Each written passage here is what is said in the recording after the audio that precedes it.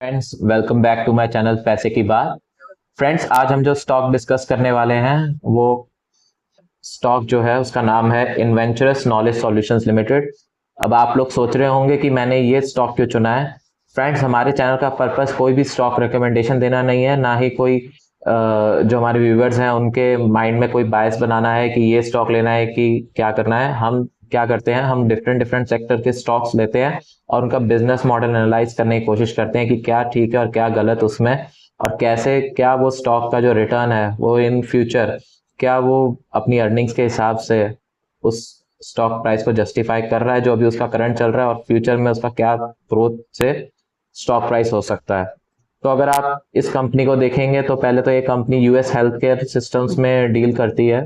Friends, अगर आप देखें तो इसका मार्केट कैप 27,000 करोड़ का है और ये एक मिड कैप कंपनी है।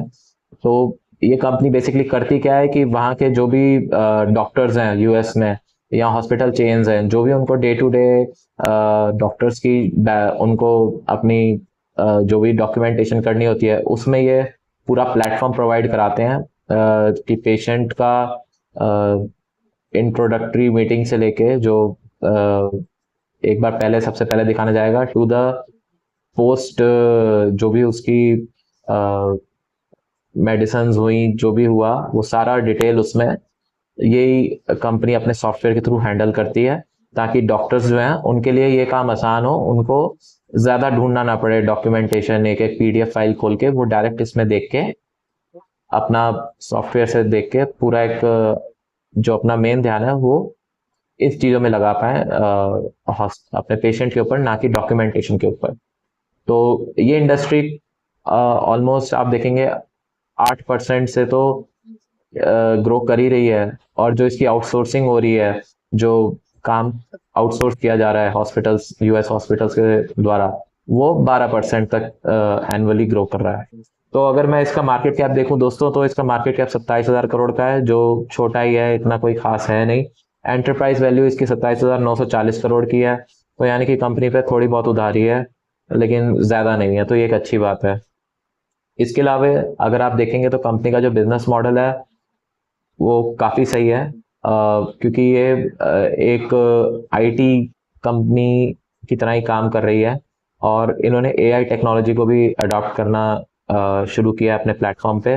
तो उससे क्या हुआ, इनकी जो कॉस्ट ऑफ जो प्रोडक्शन है इनके प्लेटफॉर्म पे वो ड्रास्टिकली रिड्यूस हुआ है, क्योंकि इनके जो हेड काउंट है वो काफ़ी कम हुए हैं। मतलब जो लोगों को एम्प्लॉयमेंट इनका जो मेन खर्चा है वो काफ़ी कम हुआ है, तो इसलिए इनको काफ़ी फायदा हुआ है। इसके बाद अगर इसकी और डिटेल में हमें देखना है तो हम इसकी इन्वेस्टर प्रेजेंटेशन में जा सकते हैं। तो अगर मैं इसकी इन्वेस्टर प्रेजेंटेशन में जाता हूँ, 1 मिनट के लिए देखता हूँ कि क्या है। तो ये मैं खोल रहा हूँ इसकी इन्वेस्टर प्रेजेंटेशन। और आज मैं पहले बोलूँगा कि अगर आपको मेरा चैनल पसंद आ रहा है तो मेरे चैनल को लाइक, शेयर और सब्सक्राइब करें, और भी इंफॉर्मेशन जुड़ने के लिए इस चैनल को फॉलो करते रहें और बेल आइकन को ज़रूर प्रेस करें, ताकि कोई भी नया वीडियो आए तो आपको पता चलेगा कि हाँ भाई, इसका नया वीडियो आया है, तो आप उसको देख सकते हैं। इसके बाद अगर हम देखते हैं इसका Q4 फाइनेंशियल ईयर 25 का परफॉर्मेंस हम देख लेते हैं, तो उसमें पता चलेगा कि जो इनका ईयर ऑन ईयर ग्रोथ था रेवेन्यू का वो 17% रहा। तो ये काफ़ी अच्छा रहा। और अगर इनका एबिटा मार्जिन देखेंगे तो वो 31% रहा, और पैट मार्जिन भी 20% रहा। तो दोनों ही अच्छे हैं। एबिटा मार्जिन ज़्यादा होने का मतलब है कि ग्रॉस मार्जिन भी इनका अच्छा रहा होगा, और ग्रॉस मार्जिन अच्छा होता है तो अगर रेवेन्यू बढ़ेगा तो डाउन द स्ट्रीम प्रॉफिट पे बहुत अच्छा फर्क पड़ेगा, अगर जैसे जैसे इनका रेवेन्यू बढ़ेगा। और जैसा कि कंपनी की प्रेजेंटेशन में पता चल रहा है कि यूएस हेल्थ केयर मार्केट जो है वो ऑलमोस्ट 5 ट्रिलियन की है।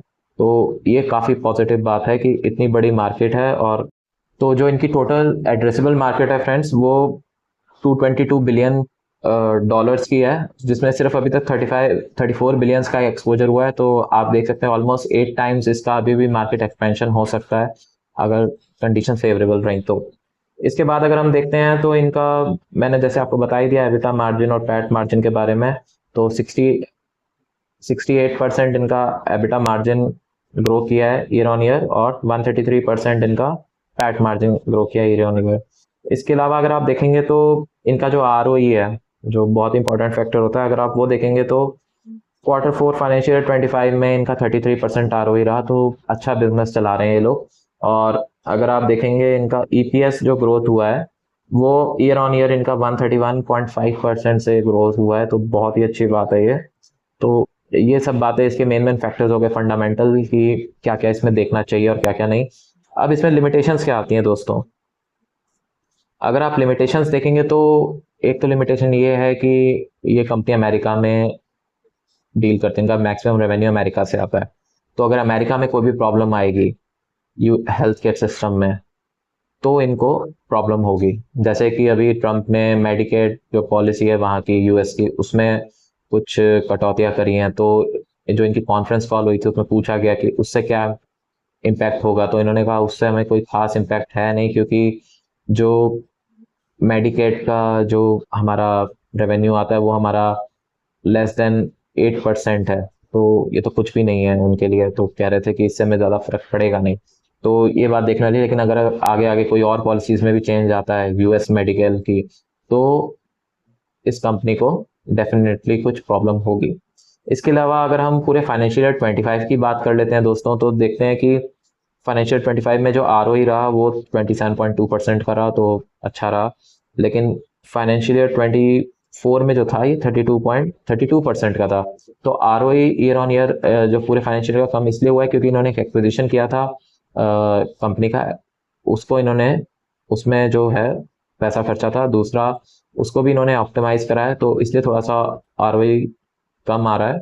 लेकिन ये इन्होंने का गाइडेंस है कि नेक्स्ट ईयर तक इसका ROE वापस उसी लेवल पे आ जाएगा जो पहले चल रहा था। दूसरा, इनका थ्रेट एक इनको ये भी दिख रहा है कि जो दूसरी कंपनीज है, प्राइवेट इक्विटीज हैं, वो भी दूसरी कंपनीज जो लिस्टेड नहीं है उनमें पैसा डाल रहे हैं और काफ़ी हैवी अमाउंट में पैसा डाल रहे हैं, तो वहां से इनको कॉम्पिटिशन मिल सकता है।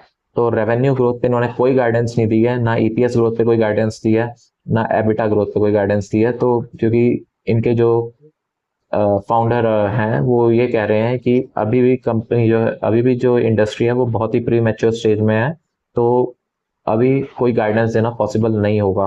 तो जनरली क्या होता है कि अगर आप गाइडेंस नहीं देते हैं तो मार्केट को ये पसंद नहीं आता है कि भाई कंपनी के ओनर को ही नहीं पता है कि कंपनी क्या करेगी आगे, तो इसलिए हो सकता है स्टॉक जो है वो थोड़े फॉर द टाइम बिंग एक रेंज में रहे। क्योंकि जब अनसर्टेनिटी रहती है तो स्टॉक मार्केट को सिर्फ वही चीज़ें पसंद आती हैं जिसमें पूरी सर्टेन है और पूरा प्रॉपर आपको उसमें गाइडेंस मिल रही है। क्योंकि पैरामीटर वो किस पे अगली बार इसको कंपेयर करेंगे। अगर आप EPS देखते हैं इसका, तो EPS इनका ईयर ऑन ईयर 30.6% ग्रो किया ईयर ऑन ईयर, तो ये भी अच्छी बात है। और इसके बाद अगर आप देखेंगे तो कंपनी पे जो उधारी थी, तो इन्होंने इसको डिक्रीज किया है। पहले फाइनेंशियल 24 में 8,500 करोड़ की उधारी थी और वो घटा के अब 5,600 करोड़ पे आ गए हैं। और आगे आगे भी मैनेजमेंट ने गाइडेंस दी है कि वो इसका जो डेट है वो कम करना चाहते हैं, जो कि अच्छी बात है, क्योंकि किसी भी कंपनी पे उधारी अगर ज़्यादा रहेगी तो वो फिर एक अच्छी बात नहीं रहती है। क्योंकि किसी भी कंपनी को अगर वो उधार पे है ज़्यादा, तो बैंकरप्सी की तरफ तभी जा सकती है जब वो ज़्यादा उधार पे है। अगर उधार कम होगा तो कभी भी कंपनी बैंकरप्ट नहीं होगी। हो सकता है 2-3 क्वार्टर का लॉस होता है, लेकिन कभी कंपनी ठप नहीं होगी। इसके अलावा अगर मैं देखता हूँ दोस्तों, तो अ, इसकी यही सब बातें थी ध्यान रखने वाली कि एक तो ये कंपनी नई आई है, 2024 दिसंबर में ही इसका IPO लिस्ट हुआ था। वहां से कंपनी ने काफ़ी करेक्ट किया है, क्योंकि प्रॉफिट बुकिंग आई है उस लेवल के बाद से, क्योंकि लिस्ट भी बहुत हाई पी पे हुई थी। मेरे ख्याल से 61-62 के पी पे लिस्ट हो गई थी और ग्रोथ दिखा रही थी 18-20% का, तो वो काफ़ी ज़्यादा हो गया था। इस ग्रोथ पे इतना पी मिलना मुश्किल होता है।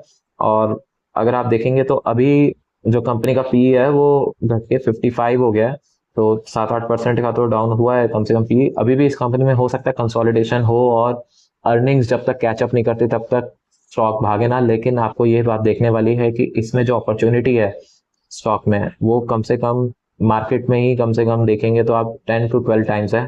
तो मार्केट कैप अगर 10 to 12 टाइम्स बढ़ेगा और अगर ये बिजनेस में ग्रोथ लाते रहे, तो स्टॉक डेफिनेटली बहुत ज़्यादा रन अप कर सकता है इन फ्यूचर। तो इस स्टॉक को आपको अपने वॉच लिस्ट में रखना चाहिए और इसको ट्रैक करना चाहिए। और यूएस की जो मेडिकल जो इंडस्ट्री है उसको भी आपको थोड़ा बहुत ट्रैक करना चाहिए कि क्या हो रहा है उसमें और कैसे इस कंपनी को बेनिफिट मिल सकता है। मैं यहीं पे इस डिस्कशन को खत्म करूंगा। धन्यवाद।